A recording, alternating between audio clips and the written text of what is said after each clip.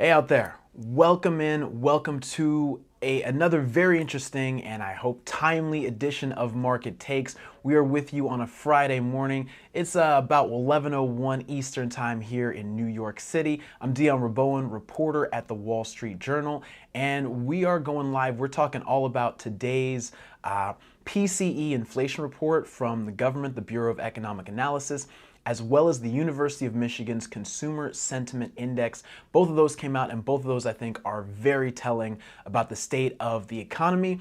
And I think the market really is starting to price some of those things in and look long-term. If you are a long-term investor, some of the data we got this morning is a little concerning, and I'm going to break down just why that is and talk about what's happening and what's really moving. Short-term investors, it seems like the market right now is doing all right, recovering from those big sell-offs that we had seen last week and at the start of this week. But we'll dive into all of that in just a moment.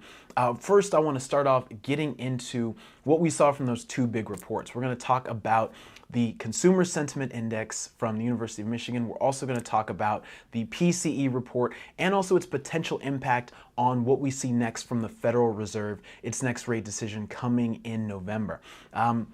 Also, like I said, we're going to talk about the markets, everything that's moving, stocks, bonds, commodities, currencies, talk a little crypto. We're going to do all that later on. And we're going to look ahead to what comes next, because it's not just about what happened, right, and analyzing that. It's about what it means for what comes next and what happens next in the market and with the economy.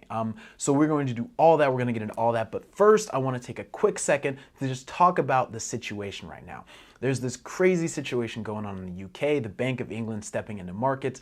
Just wanted to really quickly talk about that and how it impacts or could impact the US and our markets here. Now, if you've seen headlines about a gilt sell-off, and you're like, what is that? Basically, UK government bonds, England government bonds, are called gilts, and so you've seen just a huge rapid sell-off, unprecedented selling of bonds, yields spiking up. As you know, when prices go down, yields go up on bonds. So the government bonds having a huge sell-off. That was reversed after the Bank of England stepped in, but that was pretty, I don't want to call it unprecedented action, but it was action that meant a whole lot because the Bank of England has been trying to raise rates, tighten monetary conditions, tighten policy, and that sort of goes against their mission. Really what happened was you saw this huge sell-off in UK government debt. That created a big problem and some dysfunction in the pension system, and the Bank of England saw that and said, okay, we have to act, we have to step in and stop this sell-off. That's notable for a number of reasons, not just because of the bond market, but because if the Bank of England is trying to raise rates to fight inflation, well, when they're stepping into the market to buy bonds, doing essentially quantitative easing, they're sort of working against themselves. And that could be something if you see more of this action from other central banks where they're trying to fight inflation by raising rates and tightening policy and choking off the economy, but they have to do quantitative easing and step in and buy bonds, which lowers bond rates, which makes the economy easier, which makes monetary conditions flow more smoothly. We could see some unusual things happening. So keep your eyes peeled for that. I just wanted to take a second to talk about that. Fed Vice Chair Lael Brainard out this morning saying, a warning quote, we should consider spillovers as rates tighten globally. Essentially what that means is some of this drama we're seeing unfold in the UK, in the Eurozone, in China, that could spill over as rates get tighter, as monetary policy gets more restrictive and it gets more expensive to buy things and to borrow money. So all that said, Lael Brainard out this morning with a bit of a warning. I think that's useful to keep in mind as we look through this data.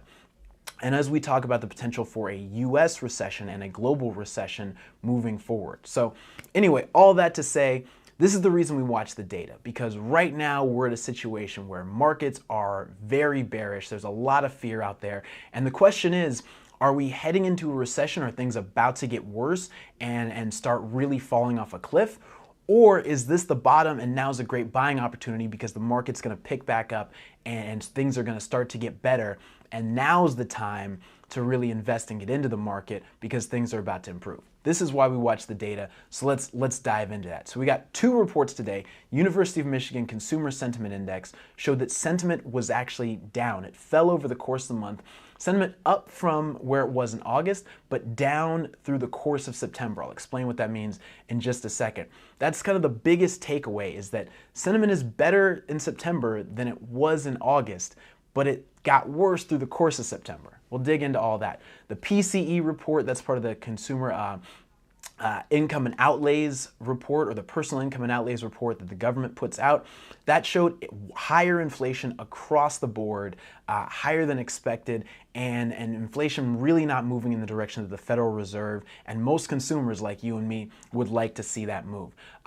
So really, inflation, no matter how you measure it, is not getting better, is not going down at the speed that I think policymakers would like.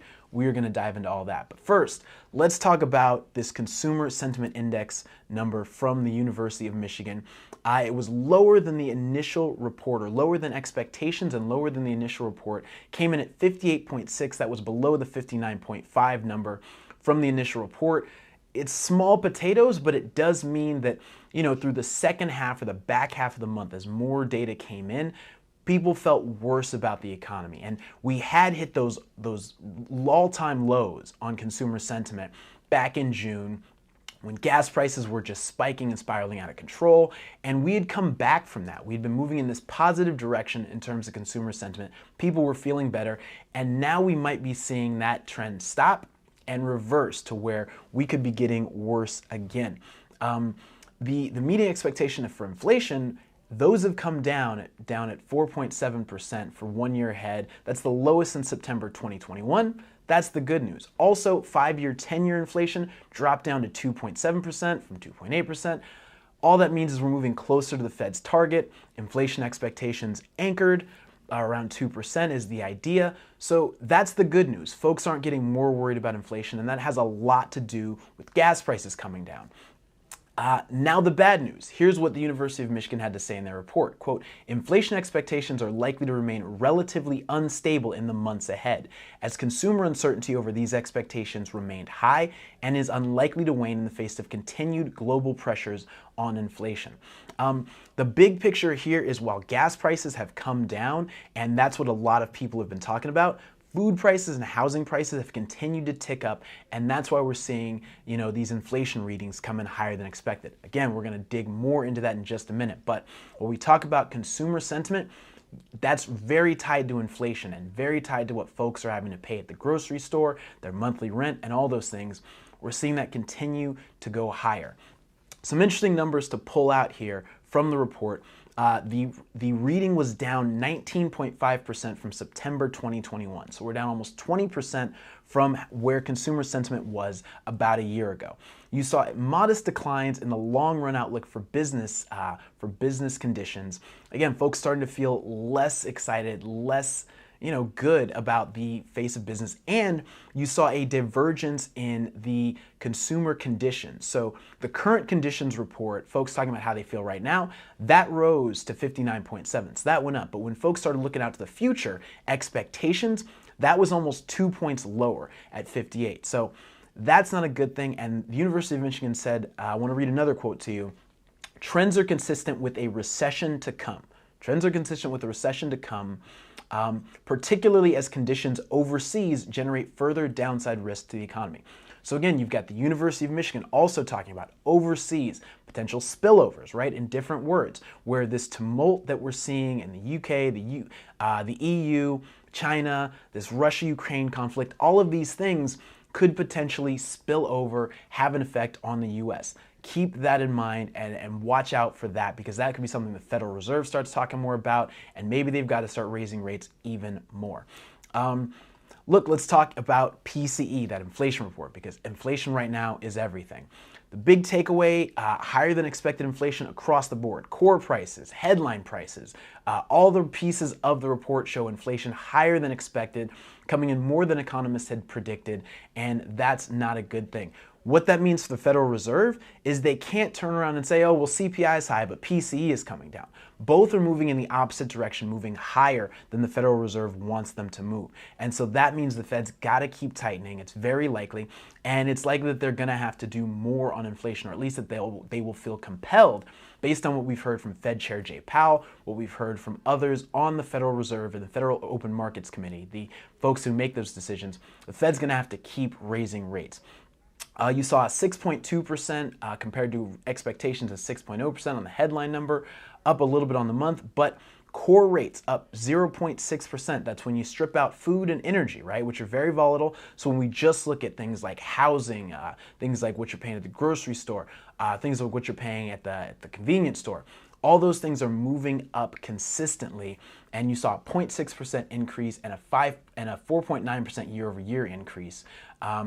That's getting back close to those peak numbers for the core that we saw back in February, and the headline rate, the highest that we saw in the headline was 7%. We're getting back close to that at 6.2%. So inflation not coming down. Maybe we haven't peaked. That's again something for the market to keep its eye on. I also want to talk about because this is all part of the personal income and outlays report that the Bureau of Economic Analysts puts out. Bureau of Economic Analysis, excuse me. They also talked about personal income rising, but spending rose 0.4% on the month. That was twice the estimate. What we're seeing is consistent and continued spending, folks paying higher prices. And what we're seeing is the savings rate decline to 3.5%. That's up from a 14-year low in June, but just barely.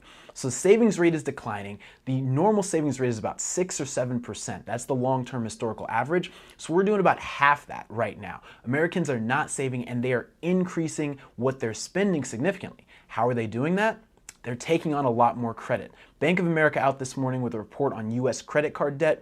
I want to read you a little bit from that. We estimate that the average household currently carries $8,537 in credit card debt as of July, exceeding peak levels last seen in May 2008 of $8,396. So about $200 more average credit card debt for the average U.S. household than we saw in May 2008, which was the previous record high.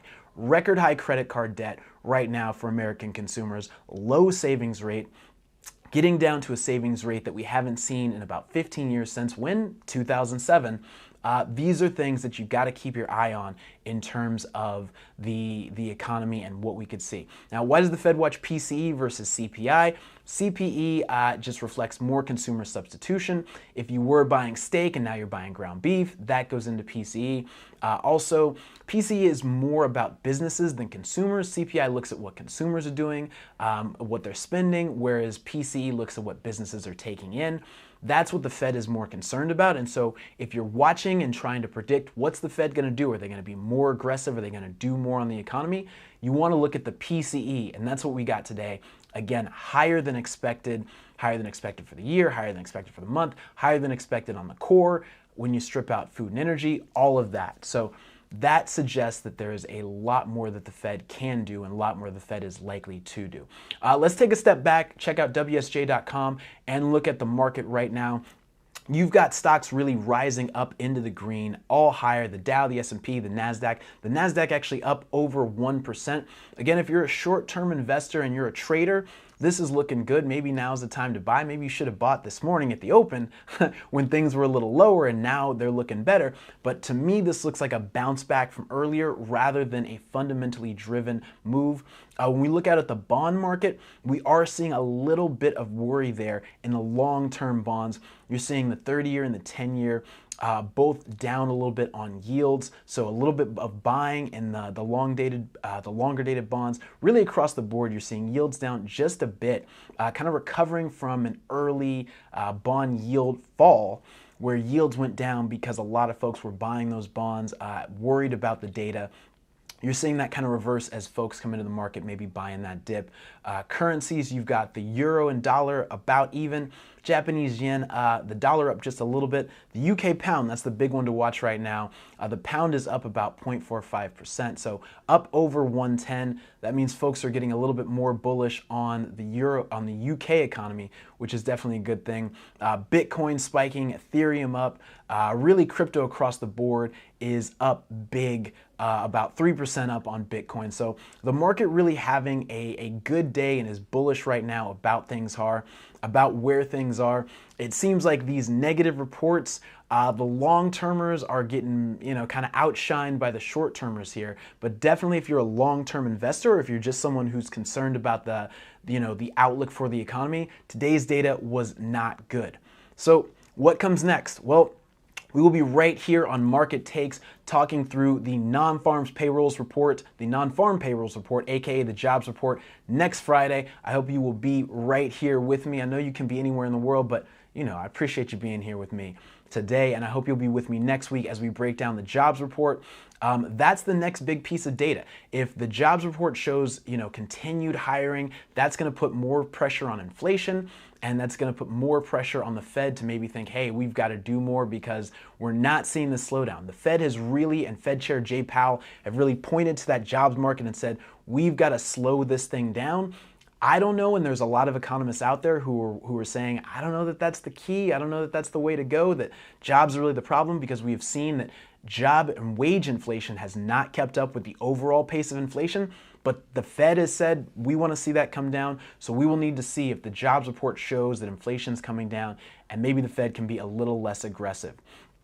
So the 7th of October, be there or be we'll be right here on Market Takes. We are also going to do a look ahead the following week on that Monday to the CPI and the PPI reports. Those will be coming out in mid-October, so keep your eyes on those. Listen, I'm Dion Rabouin. This is Market Takes for the Wall Street Journal. Thank you so much for tuning in, and we will be right back here with you next week, next Friday, for more